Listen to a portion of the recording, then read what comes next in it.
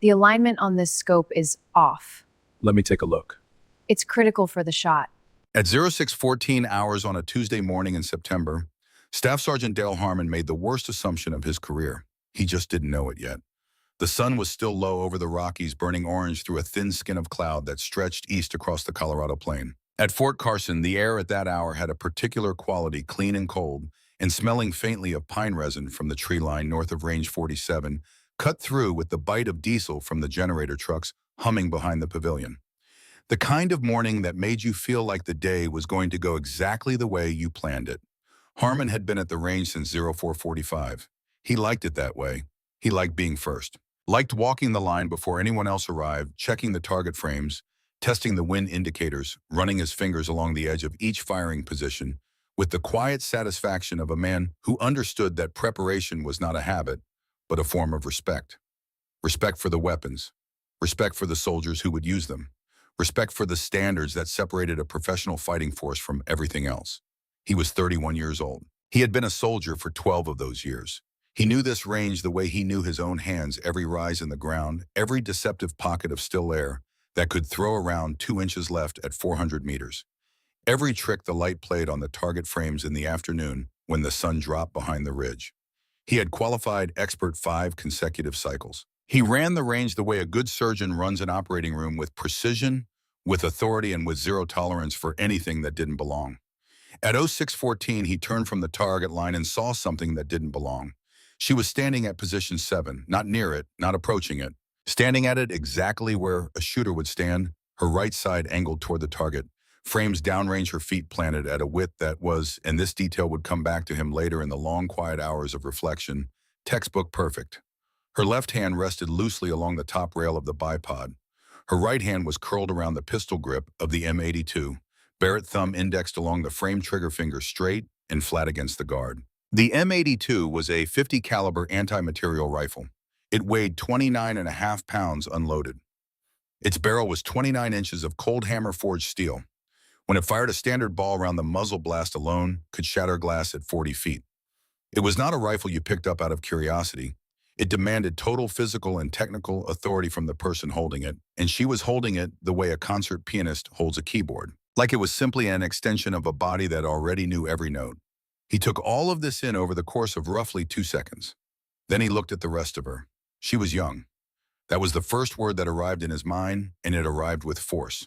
Young the way college students are young, the way people are young when they haven't yet learned that the world is capable of real cruelty. She was wearing a Duke University hoodie in navy blue, the kind sold in campus bookstores for $40, slightly faded at the cuffs from washing, jeans, white sneakers with a small grass stain on the left toe. Her dark hair was pulled back in a simple ponytail that had come slightly loose on the right side, a few strands falling across her cheek. She was looking downrange with an expression of quiet, unperturbed focus, as though she were reading something written on the horizon. She was by every visible measure the last person who had any business standing at position 7. Harmon walked toward her at the measured, deliberate pace of a man who is in charge and intends to demonstrate it without drama. His boots were polished, his uniform was pressed, his name tape was squared with mathematical exactness above his right breast pocket. He was the range safety officer for the annual Command Showcase, a high-visibility event with senior leadership in attendance, visiting dignitaries, and enough institutional attention to make any procedural breakdown a career-defining problem. He had 3 NCOs under him today, 42 soldiers rotating through various demonstrations, and 1 aide-de-camp who had already asked him twice whether the timeline was confirmed. He did not have time for whatever this was. "Ma'am." His voice carried the tone of a man who has delivered the same sentence many times. Polite, firm, non-negotiable. "The civilian viewing area is behind the yellow line. I'm going to need you to step back." She didn't move, not stubbornly, not defiantly. She simply continued looking downrange, and after a beat just long enough to register that she had heard him, she turned her head and looked at him. Her eyes were gray, not blue-gray or green-gray. A clear, flat gray like the sky before snow. They held his gaze with a steadiness that was entirely without aggression, which somehow made it more unsettling than aggression would have been. There was no challenge in her expression, no irritation, no fear, just attention. The kind that suggested she was filing him carefully into a category, and the category was not one he would have chosen for himself. "I'm in the right place, Sergeant," she said, Her voice was low for a woman her age. Controlled. She spoke of the way people speak when they have learned that volume is not the same as authority. Harmon stopped 2 paces from her and drew himself to his full height, 6 feet, 210 pounds of military bearing. This is a restricted firing line. Active personnel only during the showcase window. If you have a visitor pass, you'll need to present it to the duty sergeant at the entrance, and he'll direct you to the designated viewing area. I have a contractor credential. She reached into the front pocket of her jeans with her left hand, keeping her right hand still and visible on the rifle, a gesture so practiced it looked natural, and produced a laminated DOD identification card. She held it out to him. Harmon took the card. He looked at it. The photo showed a younger version of the same face, 20ish, shorter hair, the same gray eyes. The name read Cole Marajay. The issuing authority was the Department of the Army. There was a series of codes along the bottom edge that he didn't immediately recognize, which was itself unusual. He knew most contractor credential formats. These weren't standard. He handed it back. A contractor credential gets you on post, ma'am. It does not authorize you to handle a crew-served weapon system on a live range during an active demonstration. You need a range card, a current qualification record, and a letter of authorization from this unit's commanding officer. I don't have any of that documentation for you. It's in the system, she said, under my DO number. Our system is for authorized range personnel. He glanced at her face, young, unlined patient, and made a decision he would spend a long time reconsidering. Ma'am, I'm going to be straightforward with you. Whatever paperwork you think is in the system, contractor, records from previous assignments, don't automatically carry over to a live fire event of this classification. And frankly, he gestured briefly at her, the hoodie, the sneakers, the ponytail. You don't appear to be current service military, and you don't appear to be. He stopped himself before he finished the sentence. But she heard the shape of it anyway. She looked at him for a moment. Appear to be what, Sergeant? He didn't answer. He reached for the radio clipped to his vest. Let me call range control and verify your credentials. Standard protocol. This was reasonable. This was exactly correct procedure. And if he had done only this, called range control, waited for the answer, listened to whatever the duty NCO said next, the rest of the morning would have gone entirely differently. But the radio call took 4 minutes. And in those 4 minutes, Staff Sergeant Dale Harmon stood at position 7 under the September sun, watching a young woman in a Duke University hoodie stand next to a .50 caliber rifle with the unmoving, untroubled patience of someone who had waited in much worse places for much longer periods of time. And he made a series of small, quiet, compounding judgments that had nothing to do with procedure and everything to do with what he believed he was seeing. He was seeing a civilian who had somehow gotten past the gate.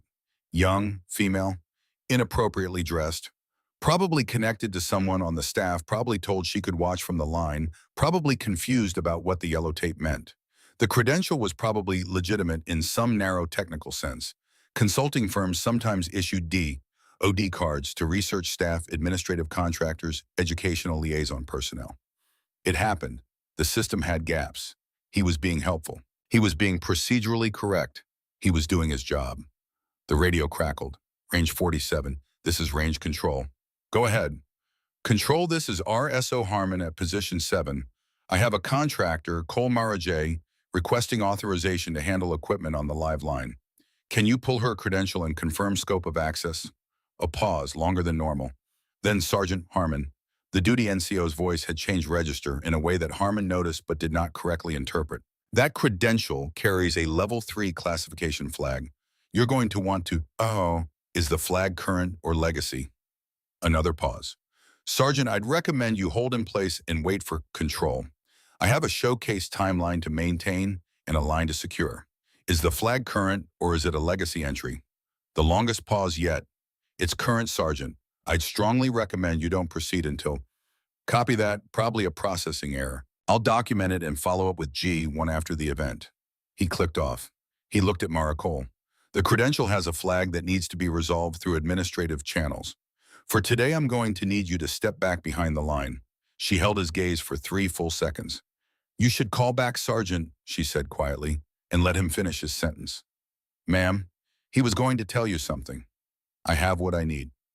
She looked at him for one more moment. Then she looked downrange at the target frame standing in the distance at the far end of range 47. The farthest frame was 2,000 meters out, a small dark rectangle that seemed almost theoretical at that distance, a suggestion of a target rather than a real one. She looked at it the way you look at something familiar, the way you look at a street you've driven 100 times. And that was the moment that unsettled Staff Sergeant Harmon more than anything else in the first 20 minutes of the morning. Not her presence, not her patience, not even the inexplicable precision of her grip on a weapon she had no business holding. It was her silence. The particular quality of it, not the silence of someone who had run out of things to say, but the silence of someone who was waiting for the situation to catch up to a truth she already knew. He didn't understand it then. He would. On the wooden bleachers set up for the Command Showcase's Distinguished Visitor section, a man named Walter Garrison had been sitting since 0545. He was 67 years old. He had the build of a man who had once been physically formidable and had aged into something more compact, more weathered, more permanently settled into himself. His hands were large and callous, the kind that came from decades of work and not from a gym. He was wearing a plain gray button-down shirt and dark trousers, and he held a wooden cane between his knees, not because he couldn't walk without it, but because his right knee had informed him 15 years ago that it would be providing a certain baseline level of discomfort for the rest of his life, and the cane was simply an acknowledgement of that arrangement. He had driven from Tulsa, Oklahoma that morning, 4 hours and 12 minutes door to gate, leaving at 0130. He had stopped once for gas outside of Pueblo, standing in the cold dark beside the pump and drinking bad coffee from a paper cup while a trucking rig idled across the lot and the stars above the high plains were still visible in their full winter clear abundance. He had not told anyone he was coming. The post had his information on file. He was a retired Master Sergeant U.S. Army with a valid veteran ID and full base access rights. He had simply shown the card at the gate, said he was there for the Command Showcase, and been waved through. No one at Range 47 had any idea who he was or why he was there. Walter Garrison had a very clear idea. He had known for 6 weeks that this showcase was happening. He had known because his son Danny, 29 years old, now working as a mechanic at a shop in Broken Arrow, with a scar on his left shoulder and a slight hesitation before staircases that would probably never go away, had called him on a Sunday evening in late July and said, "Dad, I heard something from a guy in my old unit. You might want to drive down to Carson in September." And Danny had told him who was going to be there. Walter Garrison had not slept particularly well in the 6 weeks since that phone call. Not from anxiety, from something closer to a debt he had carried for 2 years and not yet found a way to put down. He watched the confrontation at Position 7 with the stillness of a man who had watched confrontations before.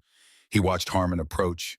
He watched the radio call. He watched the contractor credential get examined and handed back. He understood from a distance the mechanics of what was happening, the young NC were doing his job, the forms of procedural authority being correctly invoked, the machinery of institutional skepticism grinding forward. And he watched Mara Cole stand through all of it, with her hand resting lightly on the Barrett's pistol grip, and he felt something move in his chest that he didn't have a precise name for. It wasn't pride exactly, although it was adjacent to pride. It was something more like recognition, the recognition of a quality in another person that you know from the inside, the quality of someone who has been through the things that strip away everything that isn't absolutely essential, and what remains is this clarity. The refusal to be smaller than what you are. He had seen it in soldiers, rarely, in the best ones.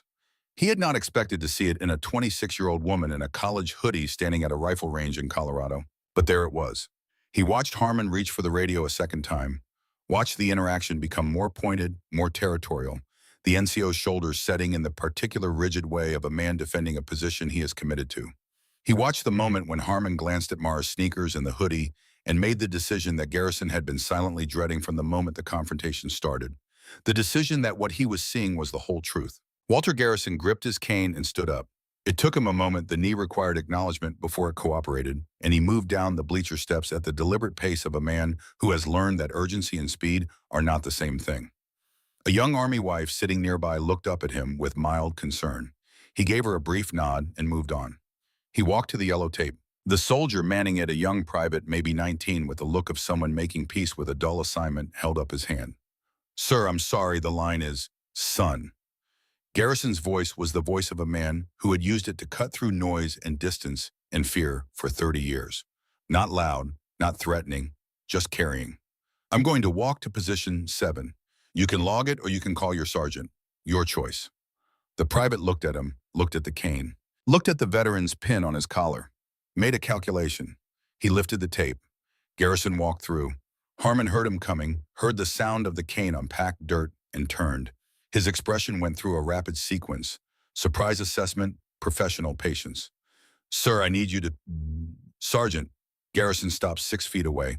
He didn't look at Harmon immediately. He looked at Mara first. She had turned slightly at his approach, and for a single brief moment, something moved across her face, the careful, controlled recognition of something unexpected being processed and filed.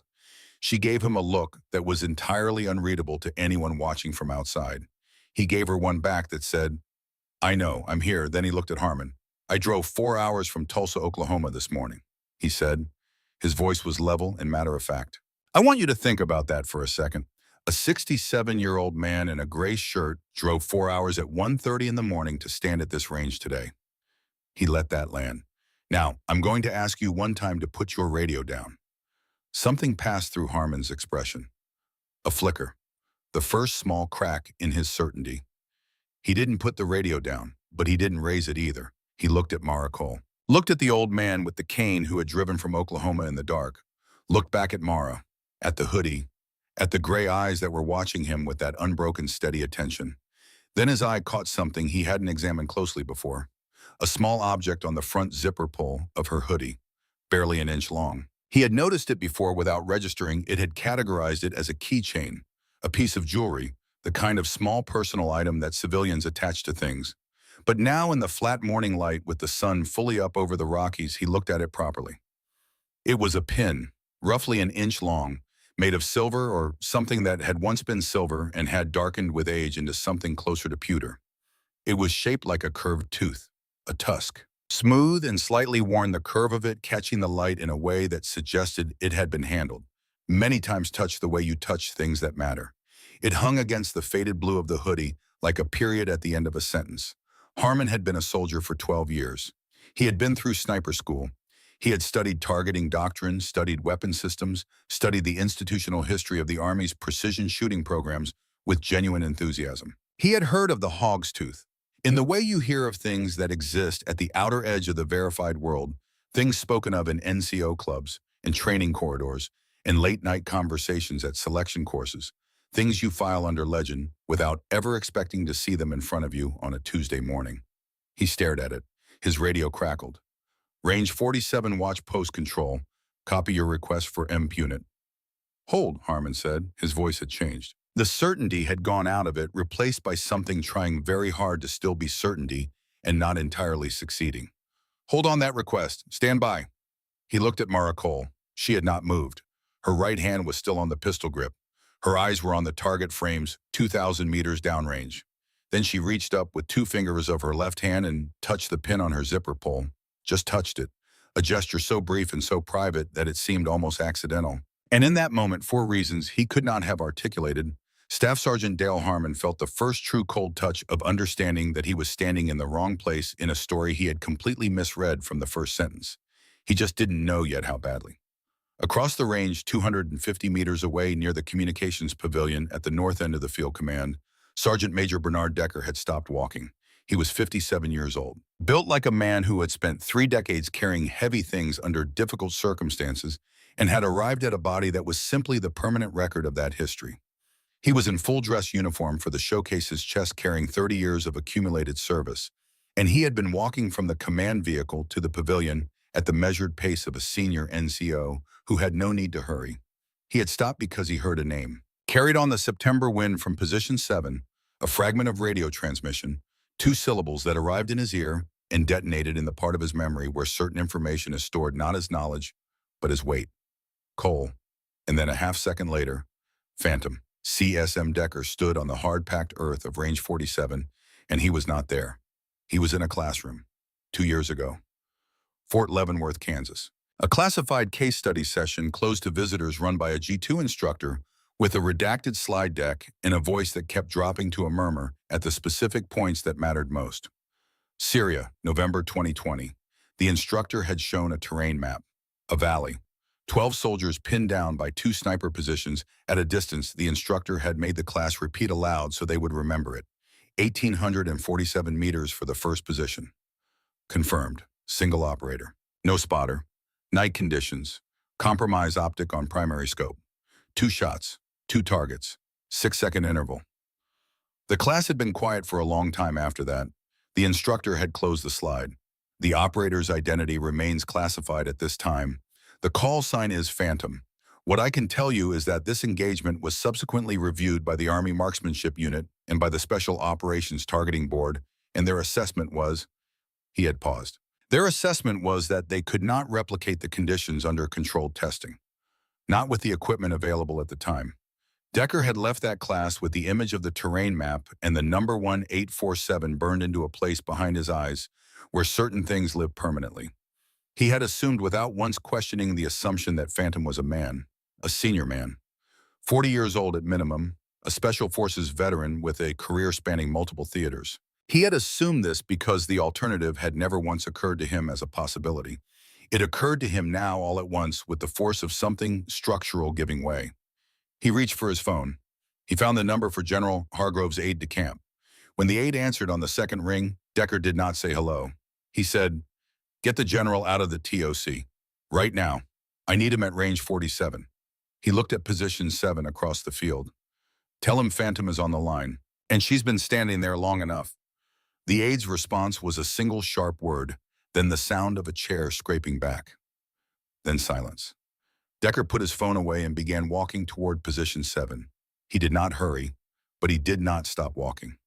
Above it all, the September sun climbed higher over the Rockies. The wind came down from the peaks, from the cold, high places where the snow stayed year-round in the shadowed crags and moved across range 47 in slow, invisible waves, bending the dry grass at the range perimeter and stirring the flag at the pavilion and running along the barrel of the M82 Barrett at position 7. Mara Cole felt it on her face. She had been calculating it without thinking about it since she arrived. She knew the pressure, the density, the crosswind component from the northwest at roughly 4 knots gusting to 6. She knew what it would do to a 50 BMG round at every 100 meters out to the far target frames. She knew it the way she knew how to breathe. Somewhere across the field, a vehicle door opened. Then another. Then another. The first thing CSM Decker did when he reached his phone was check the name one more time. He was standing 20 meters from the pavilion, his back to the field, and his voice low enough that the 2 young specialists setting up chairs nearby could not hear him. He had the aide-de-camp for Brigadier General Hargrove on the line and Captain Reeves, a sharp, efficient officer who had the professional habit of processing information faster than most people could deliver. It had gone very quiet in the way of someone recalibrating everything. "Say the name again, Sergeant Major." "Cole, Mara J. Contractor, Credential, call sign Phantom." Decker paused. "She is standing at position 7 on range 47 right now. Has been there for the better part of 20 minutes. Your RSO has been trying to remove her." "Has he?" "Not yet, but he's close." Decker watched a dust devil form and dissolve near the far target frames. "Get the general off his brief, Captain. This is not a situation that benefits from resolution by a staff sergeant."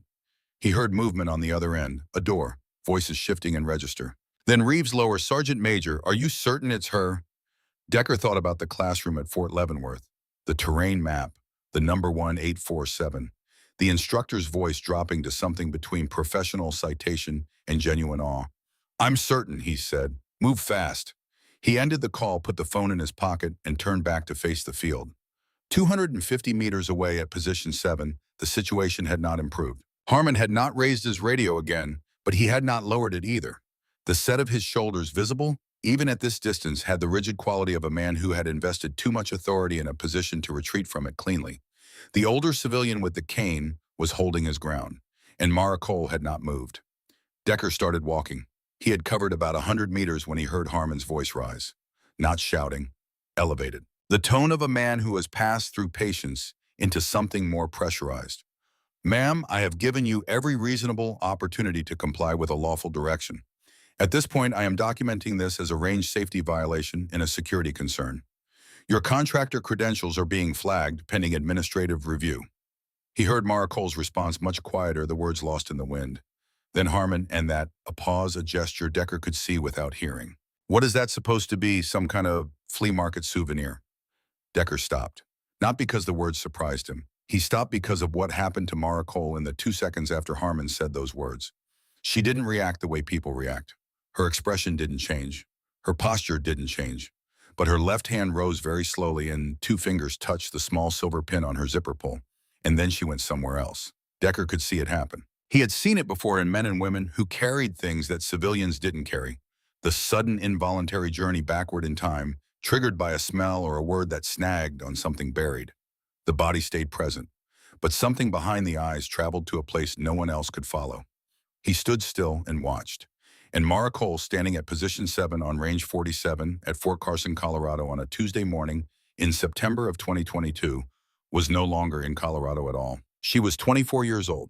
She was in a building that had not been a building for a long time. It had been an apartment block, once 6 stories, concrete construction, the kind of building that went up fast and cheap in provincial Syrian cities before the war came and began the long work of returning everything to rubble. Now it was 3 usable floors and a skeleton of rebar above that open to the sky, smelling of pulverized concrete and old fires, and the particular dry alkaline smell of Syrian desert dust that got into everything and never fully came out.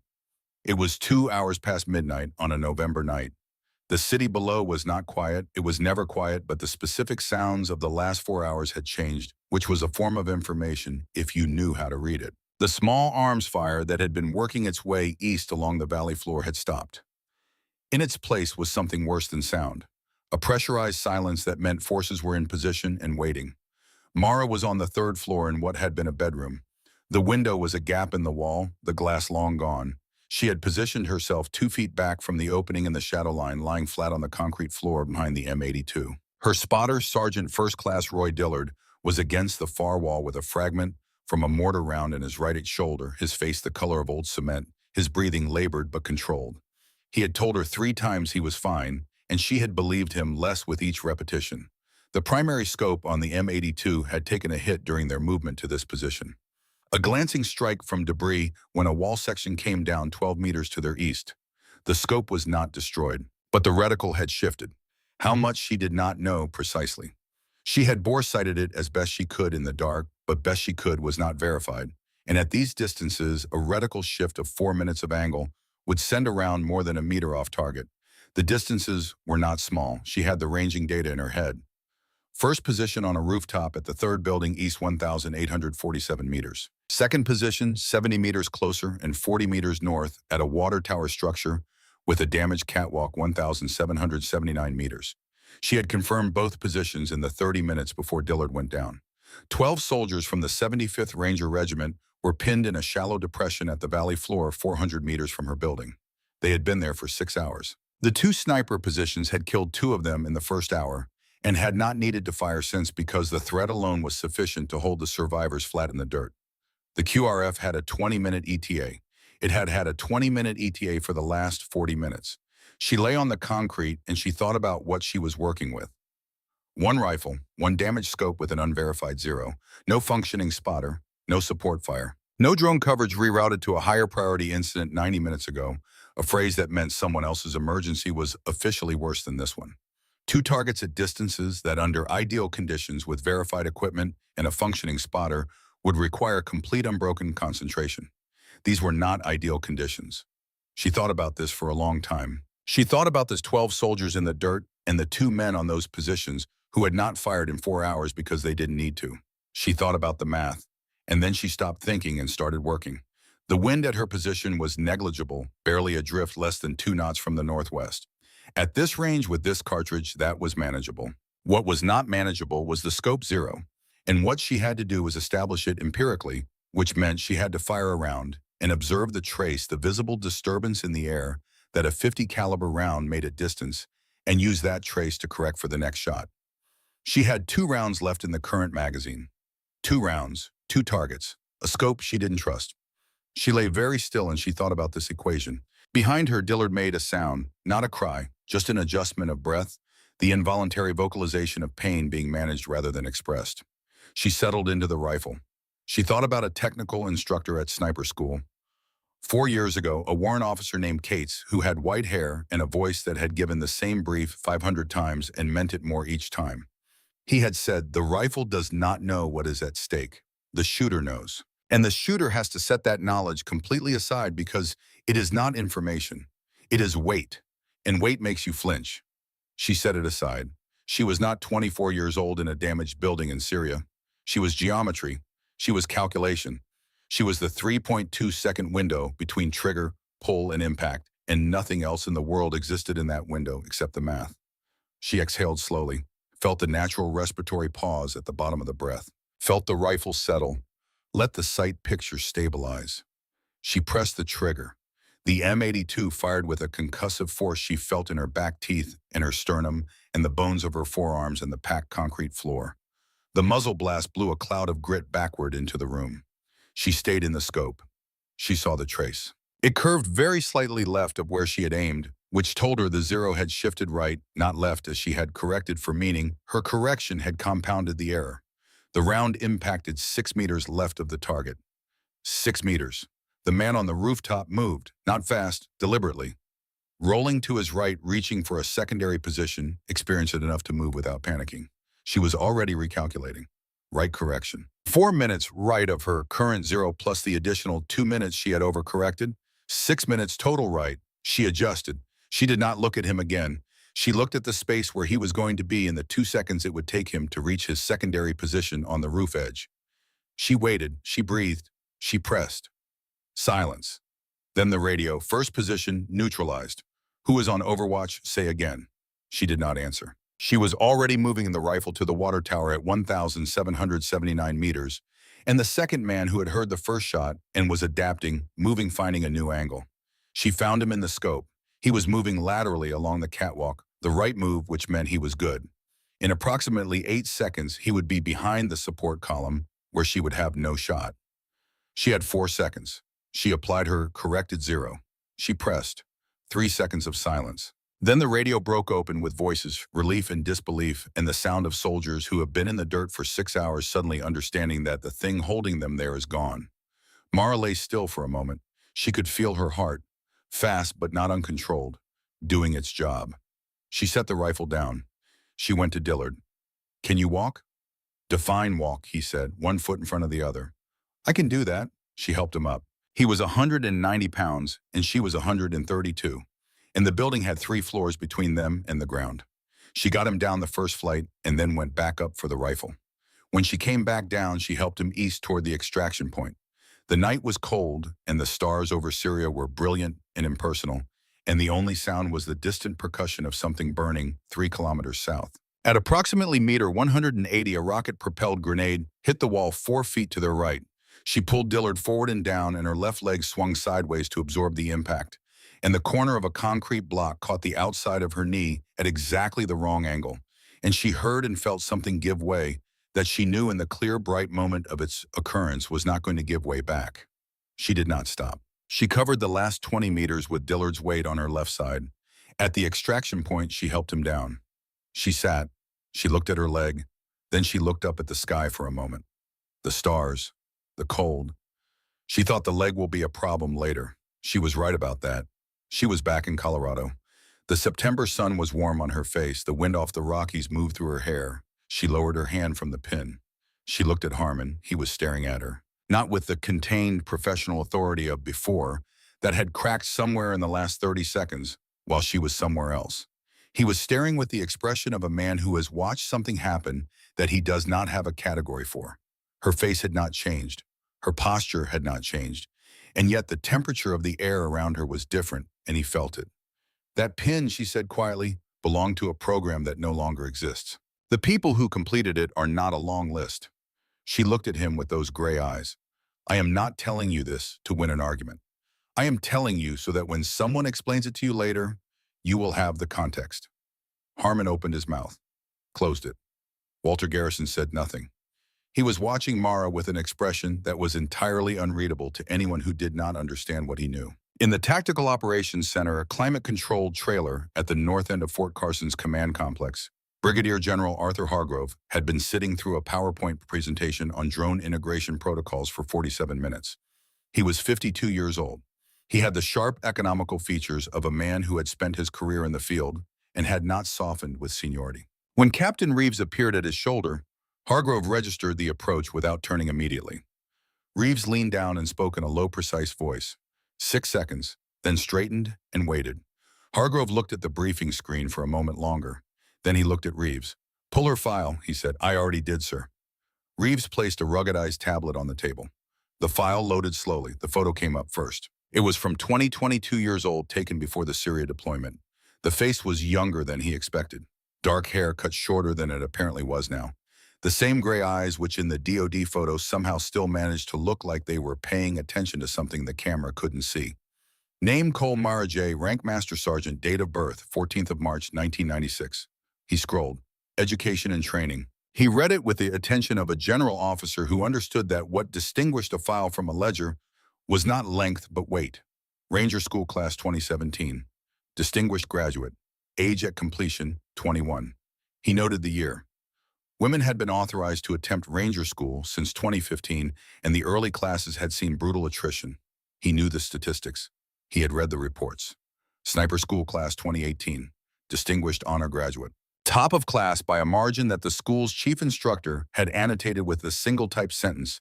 Recommend immediate assignment to SOTIC, pending command approval.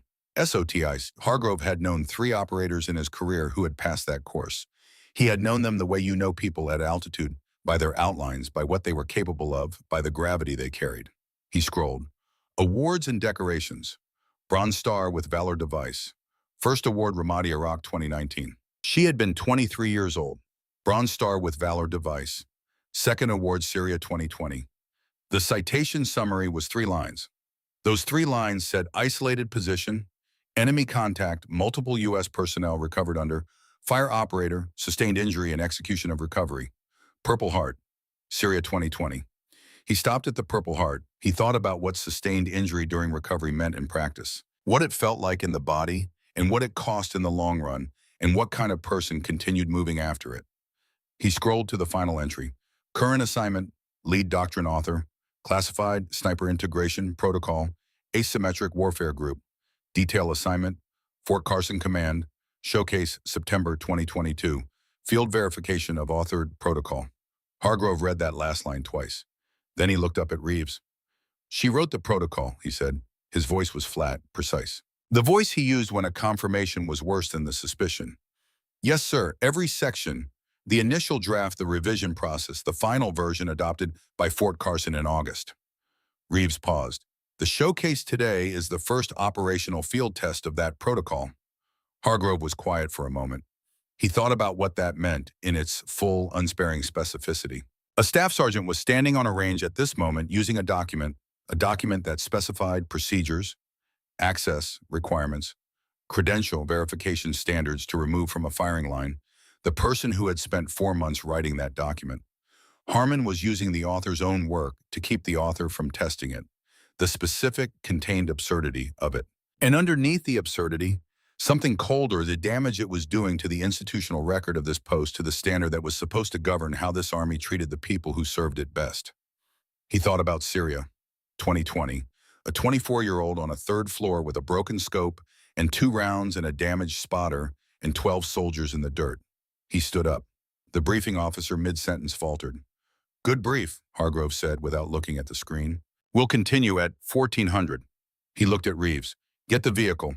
Call CSM Decker, tell him I'm 2 minutes out. He was already moving toward the door. And call Colonel Swain. She needs to see this. He pushed through the TOC door into the September morning. The sun hit his face. The Rockies were clear on the horizon, enormous and indifferent. He walked fast. Back at position 7, Harmon had reached the end of his rope.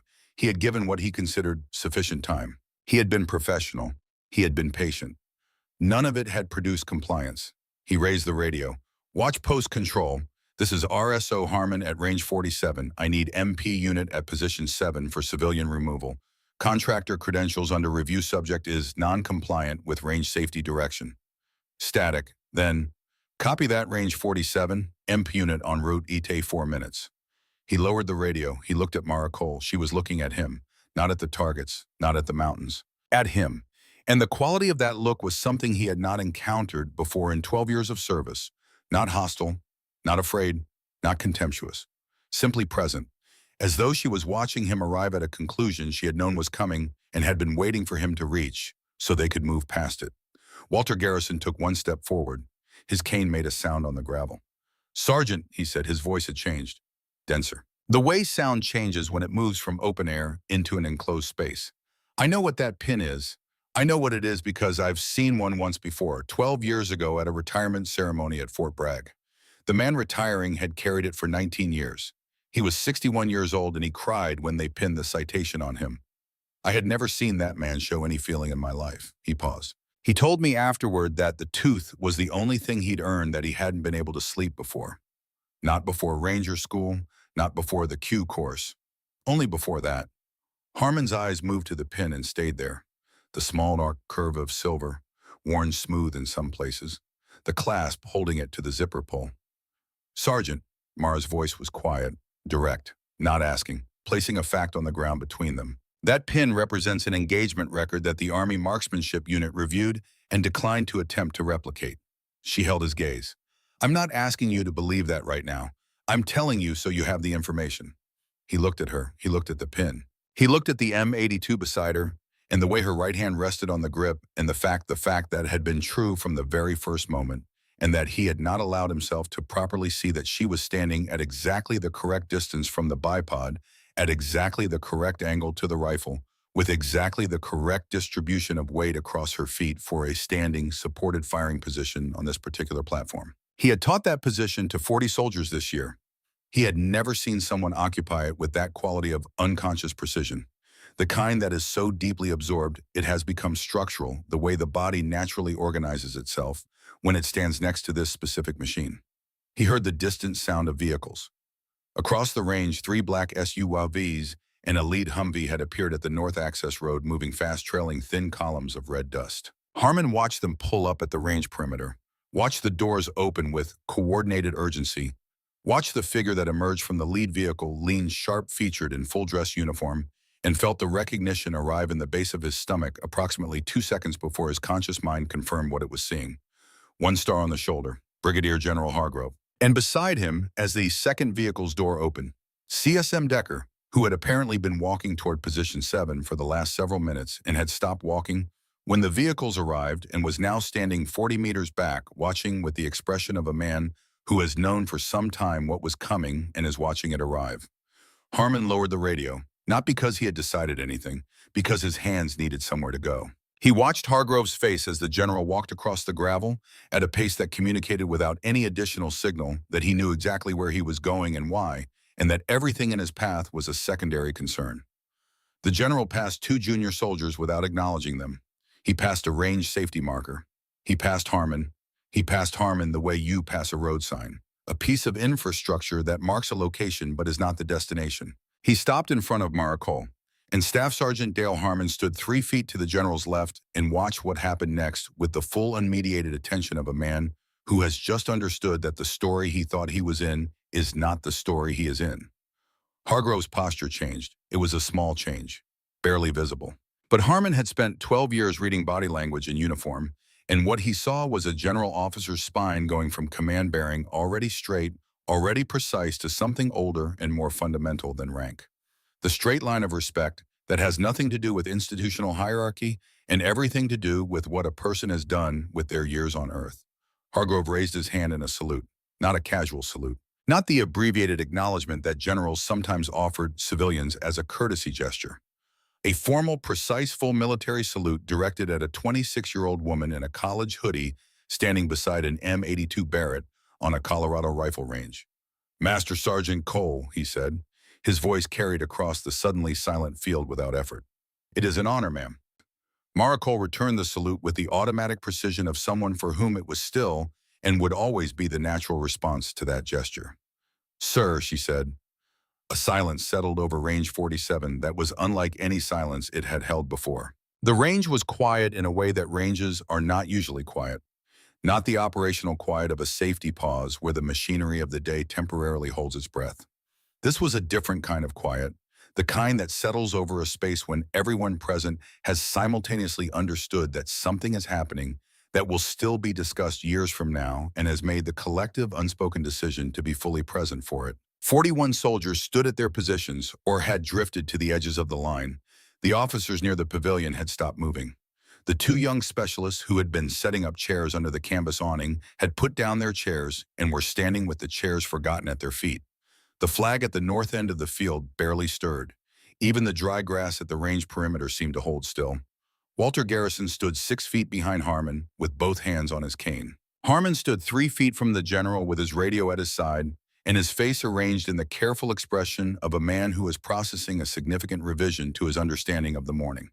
And Mara Cole stood at position 7 beside the M82 and looked at Brigadier General Hargrove with the same direct attention she had given to everything since 0614, which was the expression of someone who has been through enough situations to understand that the situation is only the surface. Underneath it always is the question of what people are made of when the surface gets stripped away. Hargrove clasped his hands behind his back. He looked at the assembled range. He took a breath not for drama, but for precision, the breath of a man organizing what he wants to say in the order it needs to be said. For those of you who don't know who is standing at position 7, he began, and his voice carried with the quality of authority so completely internalized that it shapes the air around it.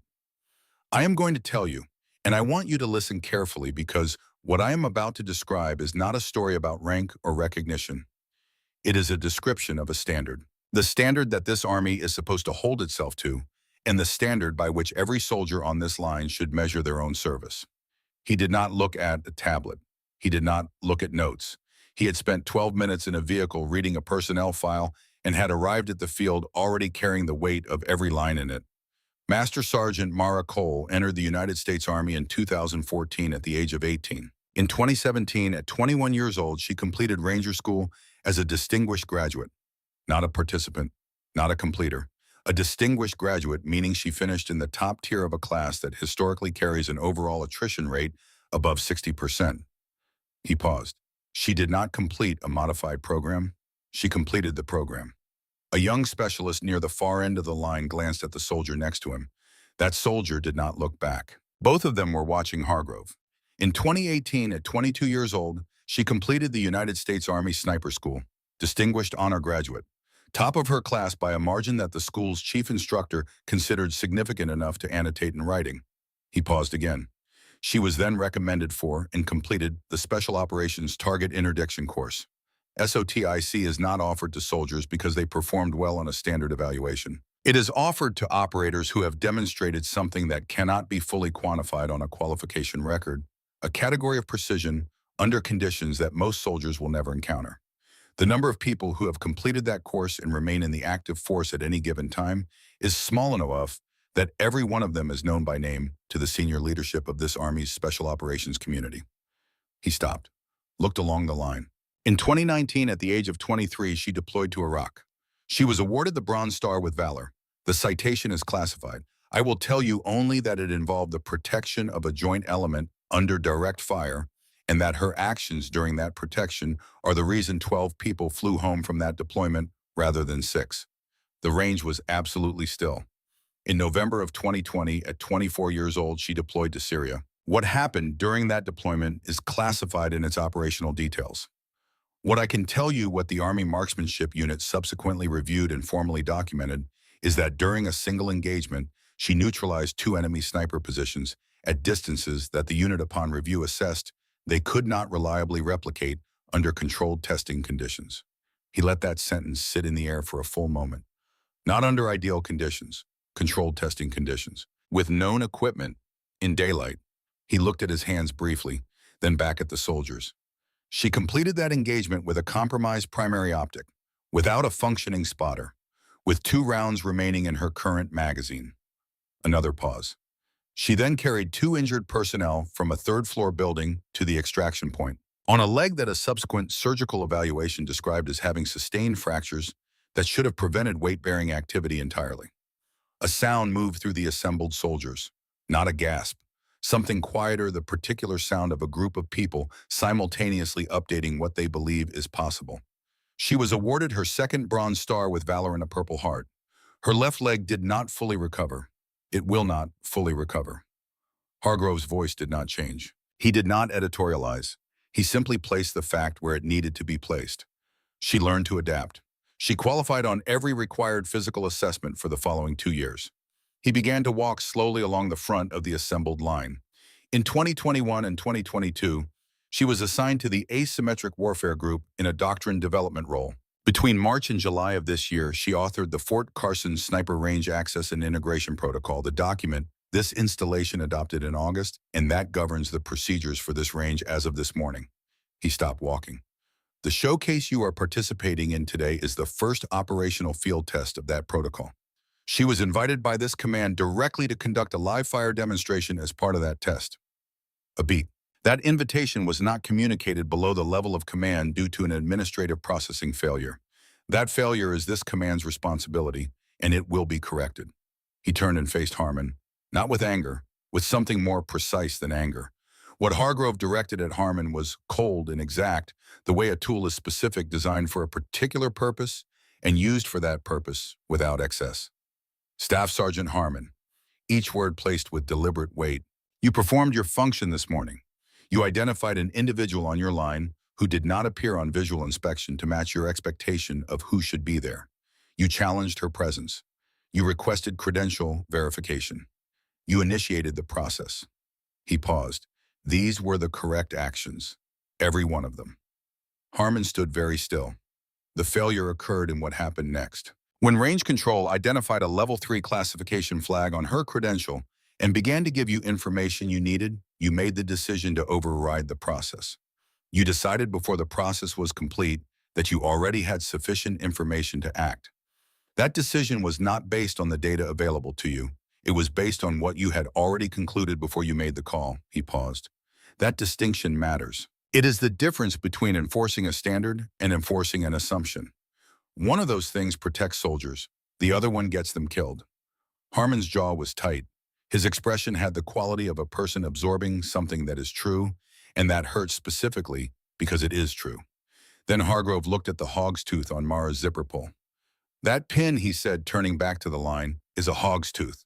It is awarded to graduates of a sniper qualification program that no longer exists in its original form, discontinued not because it was unsuccessful, but because so few candidates completed it that sustaining the operational infrastructure was not cost-effective. The total number of living recipients at present is smaller than the total number of living Medal of Honor recipients. His voice dropped with finality.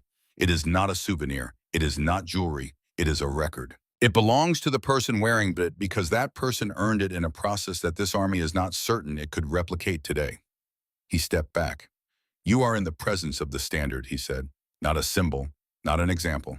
The standard itself, standing on this range in a Duke University hoodie next to the weapon system she has more confirmed engagements with than anyone currently assigned to this post. She authored the doctrine you trained on this year. She wrote every line of the protocol that governs this range.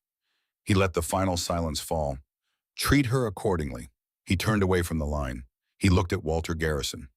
Garrison had not moved during the speech. He had stood with both hands on his cane, his eyes on Mara the entire time, with the fixed attention of a man who has traveled a long way for a specific purpose and is not going to be distracted from it by anything, including a general officer addressing an entire firing range. Hargrove walked toward him and extended his hand.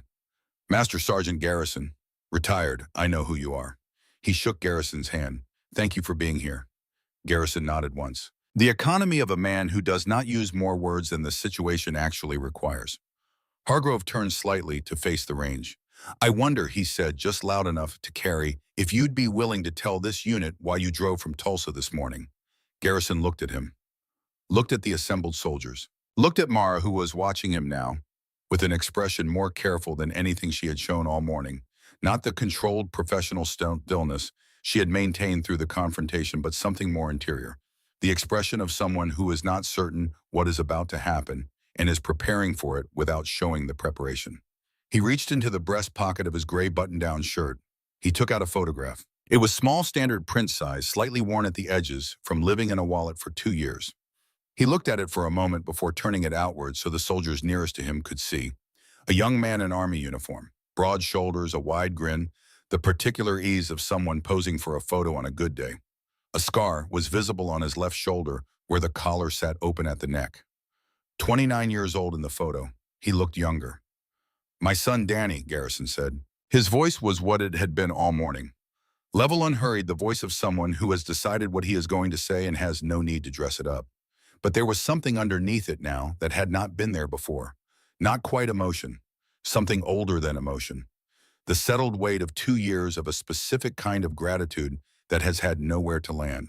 He was a corporal, 75th Ranger Regiment, 27 years old in November of 2020, And he was in Syria in a valley in a depression in the ground with 11 other soldiers, and they had been there for 6 hours. He paused. He told me afterward that in the last hour he had stopped counting on getting out. He said they all had. He said the math didn't work anymore. He looked at the photograph. Then he heard 2 shots, approximately 20 seconds apart, and the radio started talking again. The range was so still that the distant sound of a truck on the access road was audible for a moment before it faded. He told me about the operator on Overwatch. He said when they reached the extraction point, there was a woman there sitting on the ground with 2 men she had carried out. He said she was looking at her leg with the expression of someone assessing a logistics problem. A very brief pause. He said she didn't complain about it. He said he asked her if she was okay, and she told him the QRF was 4 minutes out and he should eat something if he had anything. He put the photograph back in his pocket. He looked directly at Mara. The September sun was full and warm on the field.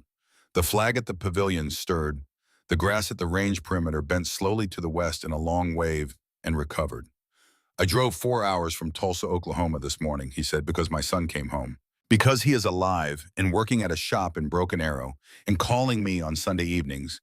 And I have watched every one of those Sunday evenings for 2 years with the full understanding that there is a person I have never been able to thank for them. His voice held its line, but the weight under it was fully audible now, and the soldiers nearest to him heard it, and several of them looked away from the old man's face because the thing on it was too direct to receive it full strength. I drove 4 hours because I had something to say, and I was not willing to wait any longer to say it. He looked at Mara. Thank you, he said. 2 words. That was all. But they had been carried for 2 years across the particular distance between a father whose son came home and the person who made that possible, and they arrived with the full weight of everything they had carried. Mara Cole looked at Walter Garrison. Something moved in her face. Small, controlled. The kind of movement that happens when a person who has learned to keep everything internal allows one specific thing to briefly surface. She held his gaze for 3 full seconds. Then she gave a single precise nod. He was a good soldier, she said. Getting him out was not a favor. It was the job. Garrison held her gaze for 1 more moment. Then he nodded back. The thing he had driven 4 hours to put down was put down. He gripped his cane. He exhaled slowly. And Staff Sergeant Dale Harmon, standing 4 feet away, watched all of this. The father, the son, the photograph, the 2 words, and understood for the first time with his full body, rather than just his professional mind, what it was he had failed to see. Not just on this range on this morning. In the whole architecture of the morning, from the moment he had walked toward position 7 with his certainty already in place and his eyes already closed. Hargrove turned back to face Harmon. He gave the silence the space it needed to do its work. He looked at Harmon with the level assessing attention of a commander who has made a decision and is taking the measure of the person it applies to before delivering it. Sergeant, his voice returned to its operational register. Even, precise, not unkind, but without softness. You will document this morning's events in full, including your decision to override the range control process. That documentation will be reviewed by this command and will inform the corrective action applied to the administrative failure that allowed this situation to occur. He paused. You will be assigned to develop and deliver a bias recognition training module for the NCO Corps at this installation. You will work with G3 to schedule it, and you will have a draft curriculum on my desk in 30 days. Harmon stood at attention. Yes, sir. Hargrove looked at him for a moment longer. Something in his expression shifted. Not warmth exactly, but a slight reduction in the specific gravity he had been directing at Harmon since his arrival. The acknowledgement of a man who is in the process of a hard lesson and is taking it correctly. He turned back toward the command vehicle. Then Mara spoke. Sir, permission to speak. Hargrove stopped. He turned. She stepped away from the M82, the first time she had moved more than a few inches from the rifle since the morning began. She walked toward Harmon with her characteristic gait. Efficient balanced the slight accommodation in her left leg that was not a limp exactly, but a permanent reminder of the math she had done on a Syrian rooftop 2 years ago. She stopped in front of him, not close enough to be confrontational, close enough to be direct. She looked at him for a moment with those gray eyes, and what was in them was not cold professional distance, and it was not the older, heavier quality she carried after Syria. It was something more specific than either of those things. It was the attention of a teacher. The particular attention of someone who has decided that a person in front of them is worth the instruction. Sergeant Harmon, she said, I want to ask you something. He met her gaze. His jaw was tight. His shoulders were set, but he was present. Whatever he was feeling, he was not running from it. When you walked up to me this morning, she said, "What did you actually see?" He opened his mouth, closed it. The question was not rhetorical, and he understood it was not rhetorical, and so he did not treat it as one. He stood in the September sun and actually considered it, and what he found when he considered it was uncomfortable in the specific way that true things are uncomfortable when you have been avoiding them. "I saw someone who didn't look like they belonged," he said. His voice was even. He was not performing humility. He was describing what he found when he looked honestly at the morning. "I saw a young woman in civilian clothes, and I made a decision about what that meant before I had the information to make it." Mara held his gaze. "You saw the hoodie," she said. "You saw the sneakers. You saw that I was 26 and female, and those things didn't match your internal picture of who handles this equipment. That is not an accusation. That is a description of a cognitive process that every human being runs. The question is not whether you ran it. The question is whether you let it do your job for you." He said nothing, but he was listening with the full attention of someone who has been stripped of the option of partial engagement. "Your instincts were not entirely wrong," she said. He blinked. He had not expected that. "When you first approached, you were doing exactly what a range safety officer should do. You identified someone unfamiliar on a restricted line. You challenged her presence. You requested credentials. You initiated the verification process." She held his gaze steadily. "Those were correct actions. Every one of them." A pause, Westbaum.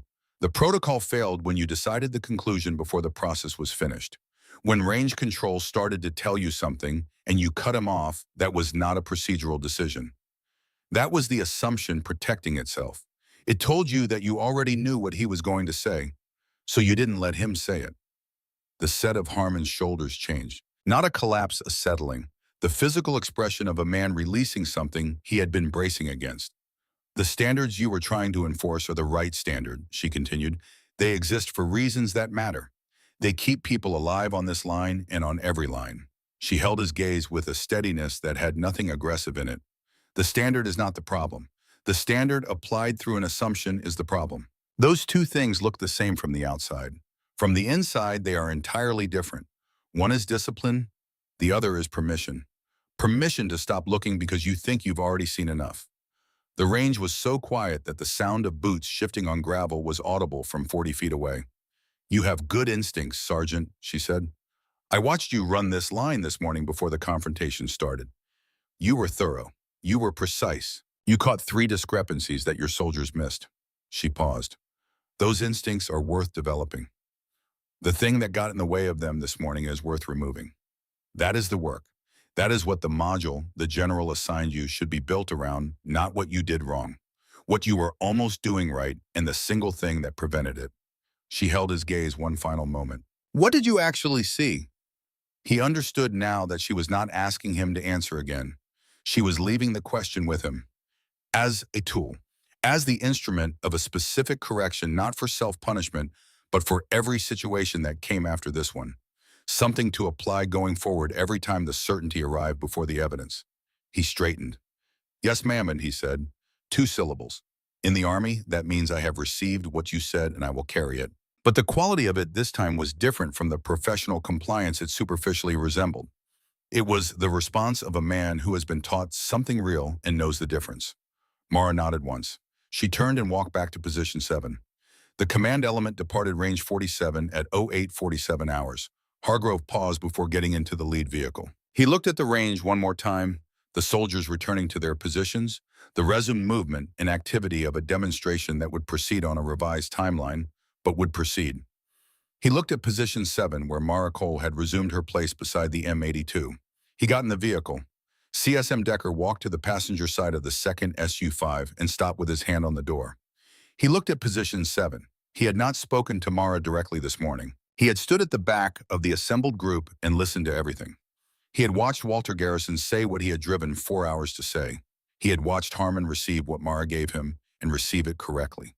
He thought about the classroom at Fort Leavenworth, the terrain map, the number 1847, the instructor's voice dropping to something between professional citation and genuine awe. He thought about the version of Phantom he had constructed in his imagination, the 40-year-old veteran with 20 years of accumulated theater and a body built by decades of the work. He looked at the 26-year-old woman in the Duke University hoodie standing at position 7 with her right hand on the pistol grip of the M82, looking downrange at the 2,000-meter target with the clear, specific attention of someone for whom the distance is not a challenge, but simply a fact to be managed.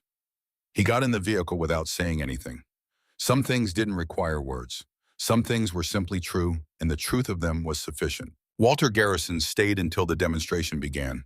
He stood at the yellow tape and watched Mara settle behind the M82, watched her run the bolt, watched her adjust the scope turrets with small, precise movements, watched her settle her cheek against the stock with the total economy of someone for whom this position is not assumed but inhabited.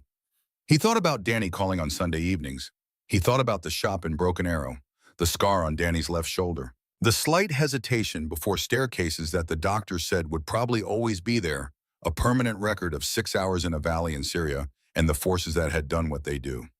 He thought about what it cost a 24-year-old woman to carry 2 men out of a building on a broken leg, what it cost physically, what it cost in the long run. What kind of person absorbs that cost without mentioning it, without presenting it as anything other than the job? He thought about 2 years of Sunday evenings. He thought it is not enough. There is no currency for it. But I said it. I said it to her face on a rifle range in Colorado, and she heard it, and she nodded, and she said it was the job. And maybe that is as close as it is possible to get to enough. The M82 fired. The sound hit him in the chest, the deep concussive percussion of a 50 caliber round, leaving the barrel a sound that was less like a shot than like the world briefly making room for something that needed to pass through it. The muzzle blast raised a small cloud of dust from the ground around the bipod. 2,000 meters downrange, the target frame shuddered. A perfect center hit. Garrison watched the smoke clear from the muzzle. Watched Mara run the bolt again without lifting her cheek from the stock. Watched her settle back into the sight picture as though the first shot had never interrupted anything. He turned and walked to his truck. He drove out through the main gate at 0912 hours. On I-25 heading north, the Rocky Mountains were on his left. The high peaks carrying snow in the sheltered faces above the tree line, the sky the deep, saturated blue that Colorado produced on September mornings, as though in compensation for what the winters cost. He drove with one hand on the wheel. On the dashboard, Danny's photograph was wedged into the gap above the instrument cluster where it had lived for 2 years. Danny grinning, the broad shoulders, the scar at the collar. The good day captured and held. He called Danny at Pueblo. It rang twice. "Dad?" Danny's voice was surprised it was a Tuesday morning, not Sunday. "Everything okay?" "Fine, I'm on I-25 heading back. I was at Fort Carson this morning." A pause. "Did you see her, Mom?"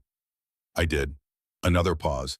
The kind of pause that means the person on the other end is deciding how to ask the next question. "How was it?" Garrison looked at the road, at the mountains, at the sky. "Good," he said. "It was good."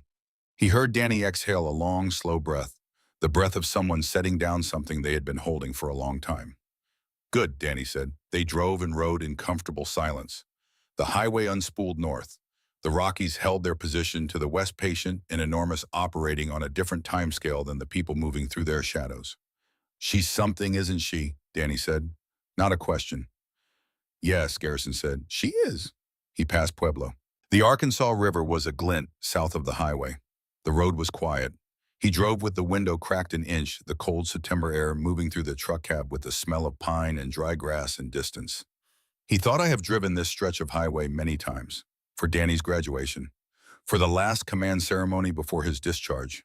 For the simple reason once or twice of needing to drive and having the highway available. He had never driven it with this particular weight lifted. After 2 years, it had become structural, not grief exactly because Danny was alive and calling on Sundays, but a debt. An unresolved account. The knowledge that something was owed to someone who had never asked for it and would not ask for it and might not have wanted it to be a burden at all. He had paid it this morning. The debt wasn't gone. You didn't lose the awareness of what someone had done for you simply because you had expressed it. But the quality of carrying it had changed. It was carried differently now. Not as a weight, but as something more like gravity, still present, still shaping the way you move through the world, but no longer resisting you. He drove north through the Colorado morning. The photograph stayed in its place above the instruments. He didn't look at it. He didn't need to. 1 week later, on a Wednesday afternoon, Staff Sergeant Dale Harmon was in the commissary at Fort Carson. He was in civilian clothes, jeans, a plain gray t-shirt, worn running shoes. Off duty. standing in the coffee aisle with his mind not on coffee. He had spent the week writing. The curriculum the general had assigned him had begun as an obligation and had become over 7 days at his kitchen table with his laptop and his coffee and the particular silence of a man doing difficult work, honestly, something more than that. It had become exactly what Mara Cole had described on the range, not a catalog of what he had done wrong, but an examination of what he had been almost doing right and the single thing that had prevented it. He had written 12 pages, then 20. He had pulled research he hadn't expected to pull. He had found case studies he hadn't known existed. He had found in the process of writing about the failure of assumptions that the process itself required him to examine every assumption he hadn't yet examined, and there were more of them than he would have predicted. It was hard work. It was the right work. He was reaching for a bag of dark roast when he heard footsteps and looked up. Mara Cole was 6 feet away, pushing a small cart. She was in civilian clothes, a plain dark jacket, dark jeans, different sneakers. Her hair was down, which he hadn't seen before. She looked in the fluorescent light of the commissary coffee aisle entirely ordinary. The kind of person you would pass without registering, without filing, without attaching any particular story to. He had spent a week thinking about that specific quality, about what it meant, about the fact that it was not an accident. She saw him, he straightened. What happened next was not rehearsed. He had not planned to apologize here in the commissary on a Wednesday afternoon, standing between the dark roast and the medium blend. But the week had stripped the rehearsal out of him, and what was left was simply the thing that needed to be said, unstructured and true. "Master Sergeant Cole," he said. She stopped. "Sergeant," she said. Her voice was neutral, not cold, waiting. "I owe you an apology," he said. He kept his voice even. He was not performing contrition. He had decided somewhere in the second day of writing that performed contrition was another form of the same error, another way of substituting a surface presentation for the actual work. "What I did last Tuesday was unprofessional, and the reason I did it has nothing to do with the procedure and everything to do with an assumption I should have examined before I let it drive my decisions. I'm sorry." He held her gaze. She looked at him for a long moment. The fluorescent light was flat and even above them. Somewhere deeper in the commissary, a cartwheel squeaked against the linoleum. "Apology accepted," she said. Simple. Direct. She received it the way she received everything at face value, without addition or subtraction. He nodded. Then she said, "How's the curriculum coming?" He blinked. "You know about it. The general told me what he assigned you." She looked at him with that level gray attention. "I asked if I could review it before it goes to G3. He absorbed this. "Yes, ma'am, I'm about 20 pages in. It's taking a different shape than I expected." "How so?" "I started writing about the mistake. Then I realized the mistake wasn't the interesting part. The interesting part was everything that came before it all, the small decisions that made the mistake feel like common sense when it happened." He paused. "I've been writing about the architecture of it, how it gets built without you noticing, and how you take it apart." She looked at him for a moment. In her expression was the same quality he had seen on the range, not approval exactly, but the acknowledgement of a beginning. "Send it to me when you have a draft," she said. "Before G3. "Yes, ma'am." She started to move her cart forward, then she stopped. "Harmon," he looked at her. "Range 47. Tomorrow morning. Oh, 600. Her voice was matter of fact. "The wind off Pikes Peak does things to a 50 BMG round that take most people years to understand. The temperature differential between the valley floor and the ridge creates a vertical component that almost nobody accounts for in their initial calculations. It looks like a shooter error every time until you've seen it enough to recognize what it actually is." She paused. "You caught 3 safety discrepancies during the setup last Tuesday that 2 of your senior soldiers missed. Those instincts are worth developing." Another pause. "Bring a notebook." He stood in the coffee aisle and felt with a clarity that the week of writing had been building toward, without quite arriving, what she was offering him. Not forgiveness, she had given him that already cleanly and without ceremony in 2 words. This was different. This was what Walter Garrison had called in a different context a chance. Not to undo the morning, not to revise the record, simply to become going forward the soldier that Tuesday had shown him he was not yet entirely and could be. "Yes, ma'am," he said. "I'll be there." She nodded once, pushed her cart forward, moved down the aisle without looking back. He watched her go, the slight accommodation in her left leg, the unhurried pace, the way she reached for a box on the lower shelf without breaking stride, without any particular acknowledgement of the adjustment her body made to manage it. A permanent record carried without complaint, without exhibition. The way she carried everything. He put the coffee in his basket. He went home and wrote 8 more pages. The following morning at 5:57, Dale Harmon arrived at Range 47. The sun was not yet fully up over the Rockies. The sky to the east was a deep fading blue at the horizon, where the light was beginning to build. The air was cold, genuinely cold. The first real cold of approaching autumn, carrying the smell of pine from the north tree line and something mineral from the stone of the mountains. The range was empty. He stood at the yellow tape and looked at the line, at the target frames in the distance barely visible in the early light, at position 7 where the M82 sat on its bipod in the silence of the pre-dawn range. He heard footsteps on the gravel behind him. He turned. Mara Cole was walking toward the line from the range access road, dark jacket, jeans, a small bag over one shoulder. Her breath was faintly visible in the cold morning air. The slight accommodation in her left leg was more pronounced in the cold. He noticed that and understood, without being told, that the Syrian November had left a residue that Colorado Septembers now collected. She walked to the tape, lifted it, went through. She looked at him. "You're early," she said. "Yes, ma'am." Something moved in those gray eyes, very brief, the acknowledgement of a thing that did not require larger expression. "Good," she said. She set her bag down at position 7. She unzipped it and took out a small weather meter and held it into the wind. "What do you feel?" she said. He stood beside her. He felt the wind on his face. "Northwest. 4 knots, maybe 5. Gusty." "Feel the gusts. Count the interval." He stood still and counted. The wind dropped, built, dropped again. 8 seconds down, 3 seconds building.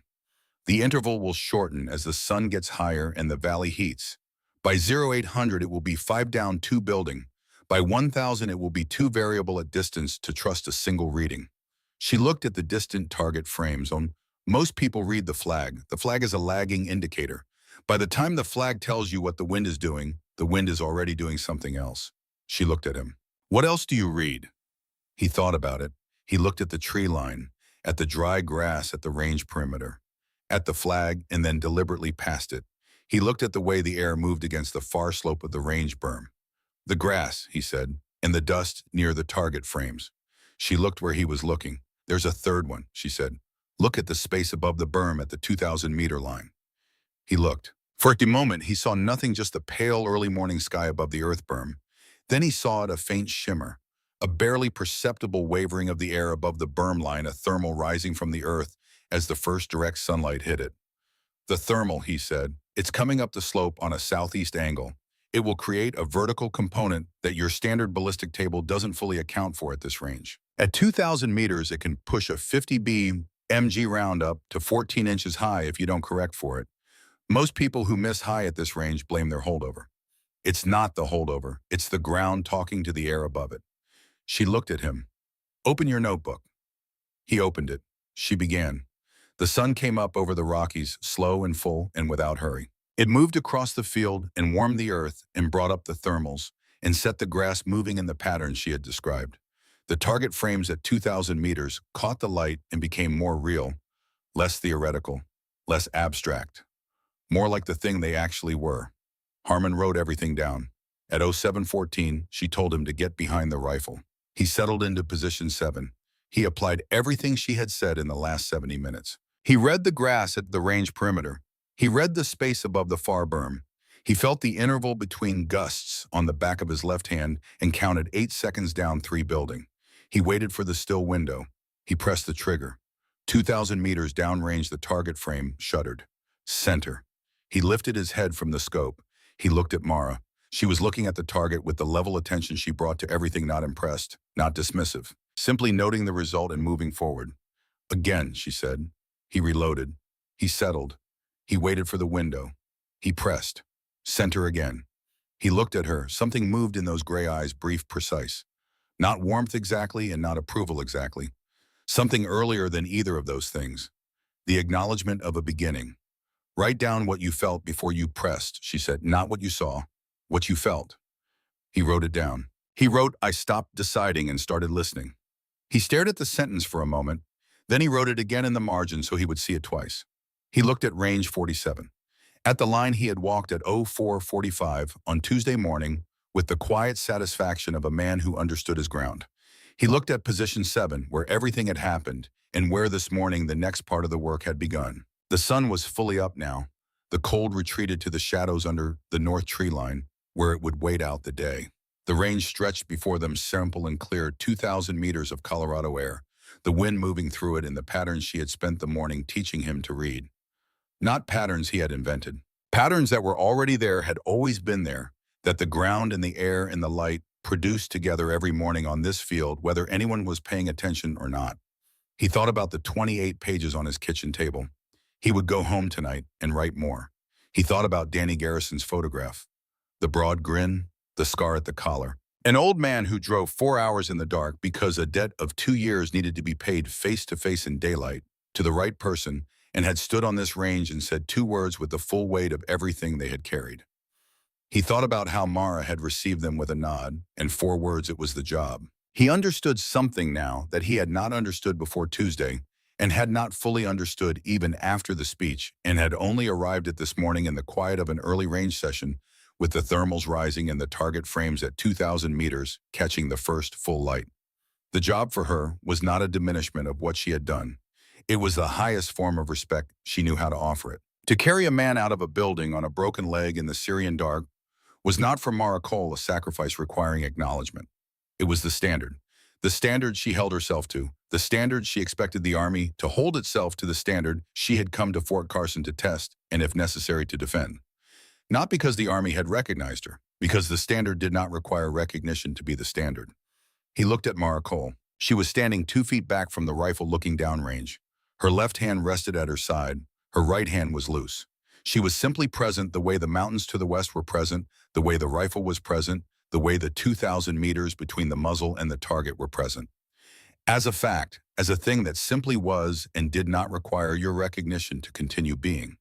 He said without turning, "I'll have the draft to you by Friday." Mara said without turning, "Thursday?" He almost smiled. "Thursday," he said. The wind moved across range 47 in a long, slow wave. The grass bent west and recovered. The flag at the pavilion stirred once and settled.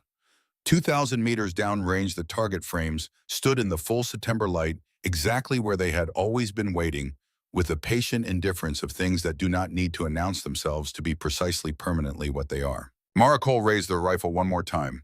She settled into position. She read the thermals above the far berm. She counted the interval in the grass. She felt the window open, 3 seconds of still air in the long, slow rhythm of the Colorado morning. She pressed. Downrange, the target frame shuddered, and Staff Sergeant Dale Harmon, kneeling beside her with his notebook open and the September sun warm on the back of his neck, wrote down everything he saw. Everything he had almost missed, and everything from this morning forward he intended never to miss again.